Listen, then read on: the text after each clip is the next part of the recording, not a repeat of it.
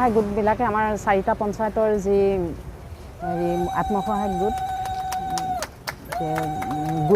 গোটৰ মহিলাবিলাকে এই যি মাস্ক যিটো বৰ্তমান সময়ত যিটো বিশেষ প্ৰয়োজনীয় সেই প্ৰয়োজনীয় আমাৰ জনসাধাৰণৰ কাৰণে বিশেষ প্ৰয়োজন সেই প্ৰয়োজনীয়তাখিনিৰ কাৰণে আজি মাস্ক বনাই আমাৰ আত্মসহায়ক গোটে আমাক দিছে আজি আমি মণ্ডল পৰ্যায় যিটো আমাৰ গোটেই 4টা পঞ্চায়তৰ অন্তৰ্গত আমাৰ যিটো মণ্ডল পৰ্যায়ৰ আমাৰ আত্মসহায়ক গোটৰ মহিলাখিনিয়ে লৈ আজি আমি ইয়াতে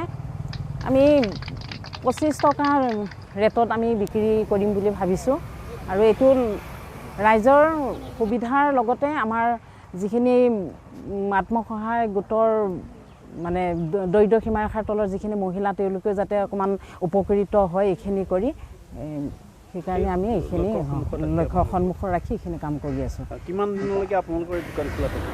আমি যেতিয়ালৈকে আমি এই কোভিড-19ৰ মহামাৰীটো বিভীষিকাটো দূৰ নহয় তেতিয়ালৈকে আমি মানে শংকাটো দূৰ নহয় তেতিয়ালৈকে আমি এইখিনি ব্যৱস্থা কৰিম বুলি আমি ভাবি আছোঁ।